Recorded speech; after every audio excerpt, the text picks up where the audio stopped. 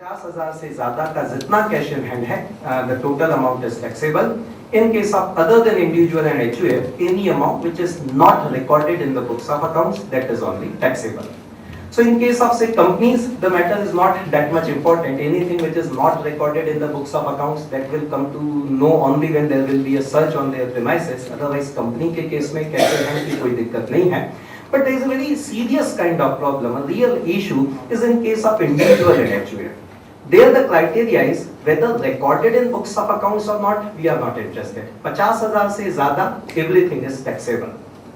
Now individual, as we all know, includes a proprietorship concern also. Now the situation is this. In the balance sheet of a proprietorship concern, as on 31st March, the cash balance is appearing and it is more than 50,000. Okay, होता है सब, normally होता है कई बार. अब कुछ particular business होते हैं जहाँ को substantial cash balance carry करना ही पड़ता है. 1 लाख, 2 लाख, 5 लाख, 10 लाख, 20 लाख हो जाता है cash balance. पेट्रोल पंप के केस में, ज्वेलरी बिजनेस के केस में, petrol pump is obviously a very good example. If it's a proprietorship concern petrol pump, whether VAT tax is applicable. Now going by that theory of productive and non-productive asset, जो original idea था, तो साहब ये तो business की asset है, business के लिए काम में आ रही है, it should not be taxable. But then the act is nowhere using that concept of productive non-productive asset. The act is very very plain and simple. It is saying sir 50,000 से ज़्यादा का आपका cash balance है, you are an individual, you are a proprietorship concern, it is included in your net wealth. Okay, matter has been examined by this Kerala High Court 229 CTR 52, where Kerala High Court has gone into detail of this whole theory of productive asset and everything. But then the High Court has said, when the language of law is plain and clear, then you are not supposed to go back to the intention of legislation and why this has been introduced in background. वो सारी चीजें फिर relevant हो जाती हैं. Parliament in its own wisdom has thought about this thing कि सब 50,000 तक का cash in hand is good enough. उसके ऊपर का जो है वो मानते हैं ये नॉन प्रोडक्टिव असेट है, it is taxable. So this is again a very important kind of situation. Number of times this happens. अब बैलेंस शीट्स हम फाइनल करते हैं, कैश बैलेंस आ ही जाता है. कई सारे बिजनेस है जिसमें परपोज आता है, कई सारे बिजनेस में वो अनजाने में कहीं ना कहीं चला होता है. इंडिविजुअल HUF के केस में, even if it's your business asset, balance sheet में अपीयर हो रहा है more than 50,000, it is liable for wealth tax purpose. Statement affairs का कोई इंपॉर्टेंस नहीं. So they are saying act is clear. Act में बोला, say for companies they have mentioned not recorded in the books of accounts. If it is recorded in books of accounts, not taxable. So Kerala High Court has precisely taken that point. कि जब अगर legislation का intention सबके लिए एक समान provision रखना होता तो सबके लिए बोल देते recorded in books of accounts not taxable. They have created two categories. Individual HUF के लिए उन्होंने recording in books of accounts को consider ही नहीं किया. हमने कहा 50,000 से ज़्यादा taxable. No, but I am regularly filed my statement affairs. Ji. Business society is different. Then statement affairs of my personal is regular filing. Ji. So दोनों पे जोड़े जाएंगे. दोनों पे जोड़ा जाएगा. 50,000 से ज़्यादा है, it is taxable. दोनों जुड़ जाएंगे, बिजनेस का cash plus personal cash. Statement of cash in hand की बात कर रहे हैं sir. It is a cash in hand. जब मैं स्टेटमेंट अफेयर्स करूंगा तो बिजनेस का इन्वेस्टमेंट इन द बिजनेस दिखलाऊंगा. बराबर है. वो फिगर तो ऑलरेडी कवर्ड है.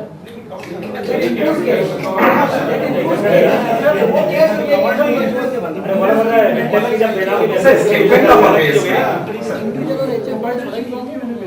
जी जी जी जी अनसिक्योर्ड लोन भी है, क्रेडिटर्स भी है.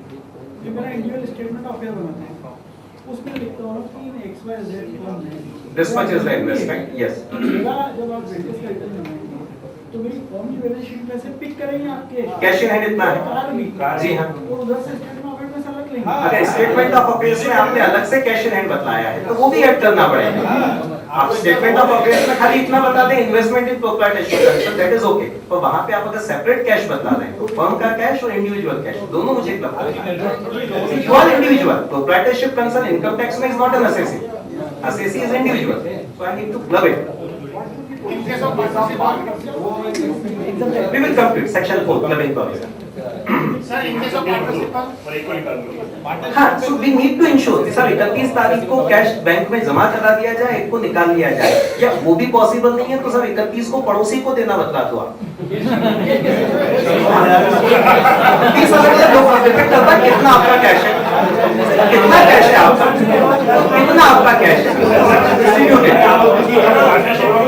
कैश लेने में कोई दिक्कत थोड़ी है सर, कैश लेने में कोई दिक्कत थोड़ी है, लेने वाले को परेशान, लेने वाले का किस्सा अलग है, तो आपको देना है, देने में दिक्कत नहीं है, लेने वाले को परेशानी, मैं तो दे रहा हूँ।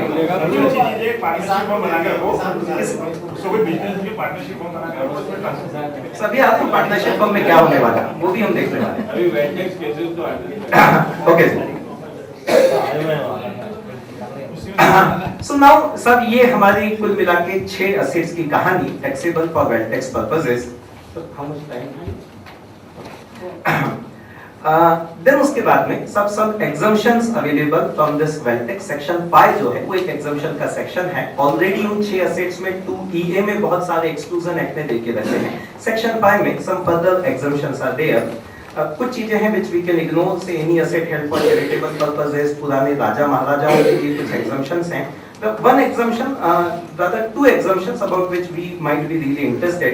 One is about a person who is coming back, a non-resident who is coming back to India. Relocation हो रहा है, पहले इंडिया के बाहर था, now he is coming back. Act बोलता है कि सब अपने साथ वहां से जितनी assets वो लेके आएगा, आने के 7 साल बाद तक that will not be included for wealth tax purposes. This is a scene which is happening to certain extent. Now this is happening. People are coming back. Relocation India बहुत हो रहा है। इंदौरी तो खास तौर पे साथ थोड़े दिनों में वापस आ ही जाते हैं। वो पोहे जलेबी की याद शायद खींच ही लाती है, सो तो किसी न किसी तरीके से लौट ही आता है। तो then this provision is applicable. जो भी असेट्स वो अपने साथ में ला रहा है या जो कैश अपने साथ में ला रहा है, उससे जो भी असेट्स परचेस की जा रही हैं, next 7 years these assets are not liable for tax purposes. But then the real interest of each one of us is in another kind of exemption, which says one house or a part of a house or a plot of land belonging to an individual or HUF. This is also eligible for exemption, barring all those exclusion जो 2EA में already उनने दे दिए हैं। 300 दिन के लिए किराए पे दिया हुआ मकान और कमर्शियल प्रॉपर्टी एंड एवरीथिंग, उन सब के बाद में जो टैक्सेबल बचा, उसे टैक्सेबल मकान में से भी इंडिविजुअल HUF के लिए one house is exempt और a plot of land is exempt. मकान या plot of land that is exempt. Plot of land के बारे में वो कहते हैं that wealth tax shall not be payable by an assessee in respect of a plot of land the size of which is 500 square meter. I did a small calculation. 500 square meter, that is roughly 5381.95 square feet. इस size तक का plot या एक मकान which is eligible for exemption. One thing which attracts my say attention here, this little bit curiously worded kind of exemption.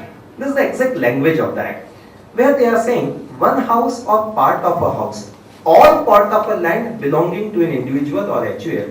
Proviso में फिर बोलते हैं कि the wealth tax shall not be payable by N assessee in respect of an asset being a plot of land जिसकी size 500 square metre तक हो। Obvious जो meaning निकल रहा है, जो इंटरप्रिटेशन हम सब लेते हैं कि साहब या तो एक मकान ले लो या 500 स्क्वायर मीटर तक का एक प्लॉट ले लो और ऐसी जितनी असेट्स हैं उन सब का ग्रुप बना लो, किसी भी एक को आप पिक करके और एग्जम्पशन में क्लेम कर सकते हैं। My only submission is this कि अगर प्लॉट को एग्जम्पशन देना ही था तो लैंग्वेज प्रोबेबली और सिंप्लीफाई जैसी हो सकती थी। Rather than saying it by way of a proviso, they could have said one house, part of a house, or plot of land up to 500 square meter. One of them is eligible for exemption. Why it has been taken to proviso? Plot की size को proviso में क्यों लेके गए? The law drafting अपने आप में बड़ा इंटरेस्टिंग एरिया ऑफ डिस्कशन हमेशा होता है। I try to keep on reading number of things about से drafting of law, how the law has been drafted और ड्राफ्टिंग से क्या-क्या मीनिंग निकल सकते हैं। I am not able to get any clear cut meaning out of it. कि साहब ये प्रोवाइजो को में अलग से देने की जरूरत क्यों पड़ी? सीधे सेक्शन में भी हम क्लियरली बोल सकते थे, but the position is this कि साहब एक मकान या plot of land 500 square metre, रफली 5400 स्क्वायर फीट तक का plot that is eligible for this exemption. Then coming to say this another exclusion, that is in respect of assets and dates which are situated outside India. A very small exemption. Assessee is either not a citizen of India or he is NR or NOR. Then whatever assets and dates which are located outside India, they are not taxable. So in case of say NRI lady that much jewelry which is lying in India, that is taxable. Any jewelry which is lying outside India, that is not taxable. Coming to this clubbing provisions of wealth tax. There is the section 4 of wealth tax, which is more or less similar to our section 64 of income tax. Some assets are to be clubbed in the net wealth of associate. One is any asset transferred to spouse or son's wife without adequate consideration, my individual property converted into HUF property, any asset held by a minor child, that is liable to be clubbed. The fourth point is important. The value of share in partnership firm. If I am a partner in a partnership firm, then section says सब मुझे partnership firm की net wealth भी ऐसे ही calculate करना है। मानो ये अपने आप में एक सेपरेट असेसी है और पार्टनरशिप फर्म की नेट वेल्थ में फिर पार्टनर का जितना जितना शेयर बनता है वो उसकी नेट वेल्थ में मुझे ऐड करना है। So if there is a motor car appearing in the partnership firm, any say land as a fixed asset appearing in the partnership firm, I need to calculate net worth of partnership firm and then it needs to be allocated amongst all the partners। और partners की जो 30 लाख की net worth है वो partnership firm का मेरा share मिला के और मुझे कैलकुलेट करना होगी। It's a very say significant kind of provision sitting very silently in the say scheme of act, but very relevant I found it। One small issue, सब माइनर चाइल्ड की इनकम भी clubbing होना है और minor child की नेटवेल्थ भी club होना है। चीजें कई बार बड़ी सिंप्लीफाइड ऑटोमेटिक तरीके से हुआ करती हैं कि साहब वो माइनर चाइल्ड की इनकम तो फादर के हाथ में क्लब हो ही रही है, अगर नेटवेल्थ की क्लबिंग करना है तो क्या उसे भी फादर के हाथ में किया जाना है? The law says income is to be clubbed whomsoever is having higher income। Wealth tax says net wealth is to be clubbed mother या फादर में से जिसकी net wealth ज्यादा है।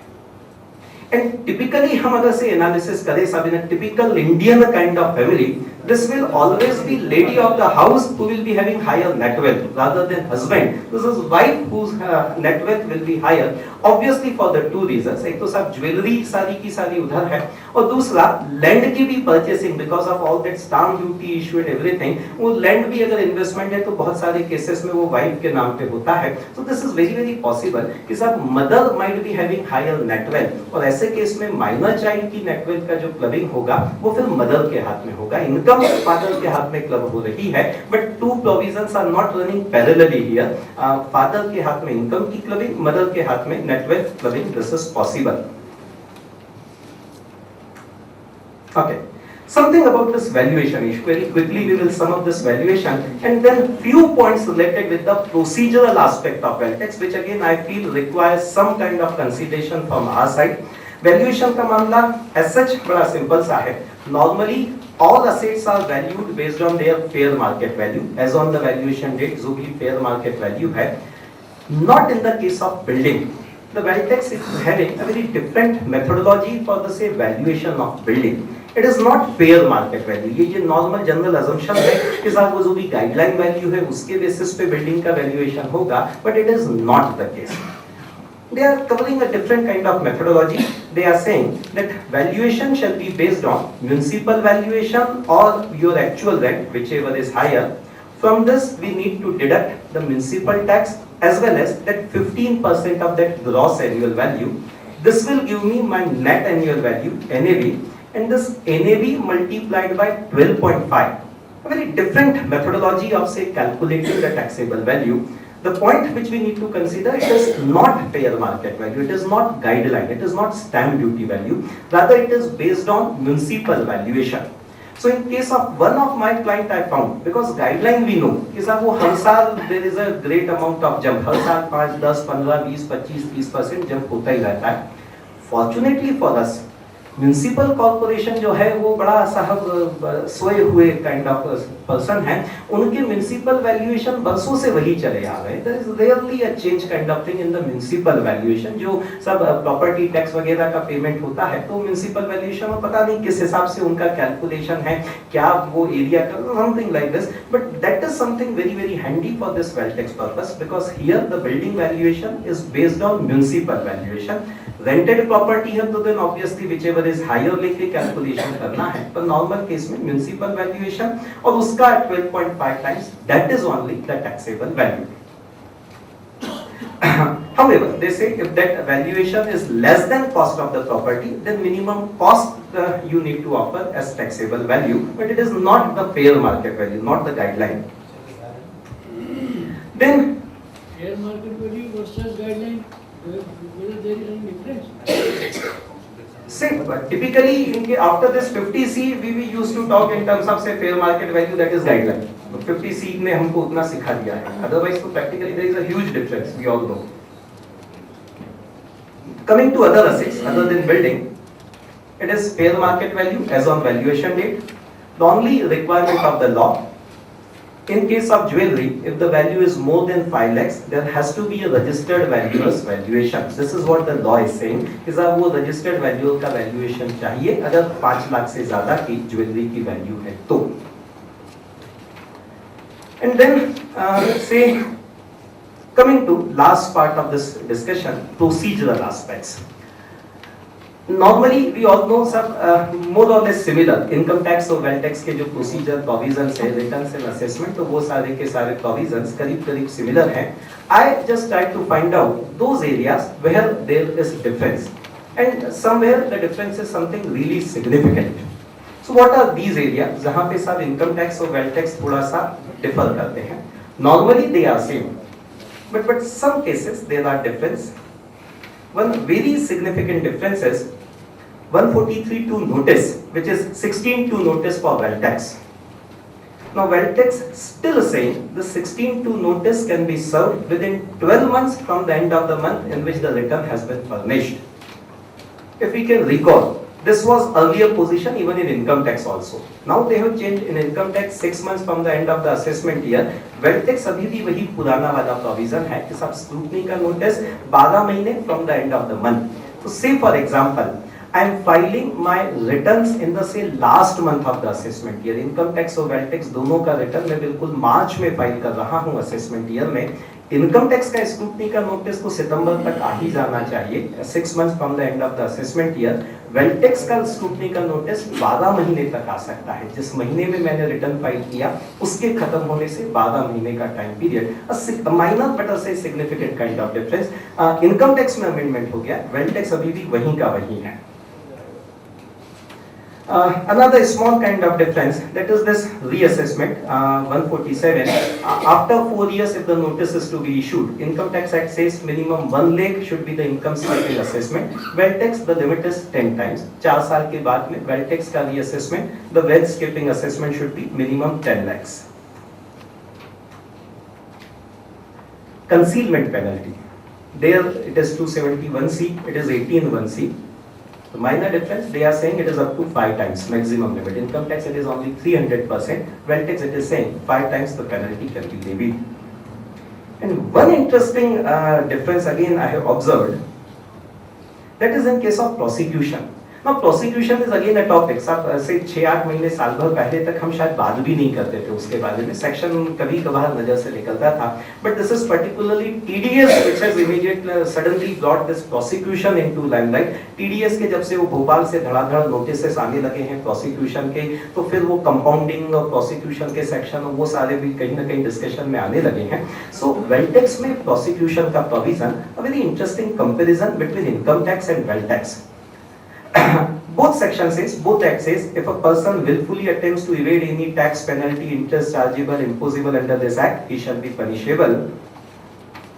Income Tax Act 276C says कि साहब जब amount 25 lakh से ज्यादा होगी तो प्रोसिक्यूशन होगा. This is 276C of the income tax. 25 lakh से ज्यादा का कंसीलमेंट है, then prosecution. Wealth tax is saying when the concealment is 1 lakh or more, then the prosecution will be there. Concealment of tax 1 crore की आपकी net wealth है, आपका 1 लाख का concealment है सर. 1 करोड़ की वेल्थ पे 1 लाख, ऐसे 1 करोड़ 30 लाख स्ट्रिक्टली स्पीकिंग, 30 लाख से ऊपर 1 करोड़ 30 लाख टैक्सेबल वेल्थ 1 करोड़ है, which is again something not a very phenomenal figure आज की तारीख में. तो 1 लाख का कंसीलमेंट अगर है, there is this prosecution provision which may extend to 7 years. मजे की बात ये साहब, इनकम टैक्स वेल्थ टैक्स दोनों में 1976 में अमेंडमेंट आया था और 76 का अमेंडमेंट दोनों में 1-1 लाख बोलता था. इनकम टैक्स को समवेयर उन्होंने 2006 या 2008 में अमेंड कर दिया 276, वहां पे 1 लाख को बढ़ा के 25 लाख पे ले गए, वेल्थ टैक्स भूल गए। क्या वेल्थ टैक्स में भी तो ऐसा कोई कंसीलमेंट का प्रोसिक्यूशन का प्रोविजन है, वो वेल्थ टैक्स बेचारा वहीं का वहीं पड़ा रह गया। तो ये जो 1 लाख की कंसीलमेंट की लिमिट है, ये वेल्थ टैक्स में 1976 से चली आ रही है। 76 में 1 लाख से ज्यादा का कंसीलमेंट था तो 7 साल का प्रोसिक्यूशन, इनका अभी भी वही लिमिट यहाँ पे कंटिन्यू है, 1 लाख से ज्यादा, then there is the 7 years prosecution. But again law is law, सही है गलत है, but this is law of the land. So again जो कैलकुलेशन आया है 1 करोड़ 30 लाख की नेट वेल्थ, इनसे no returns are being filed and no wealth tax is being paid, the kind of risk which that assessee is carrying, we can imagine with the help of this particular provision. Okay, मैं ख्याल है समय में already समय सीमा का उल्लंघन कर चुका हूँ, तो यहाँ पे मैं अपना डिस्कशन जो है वो समाप्त करना चाहूँगा। से house is open for discussion, any kind of queries I would like to answer to the best of my ability. Thank you very much.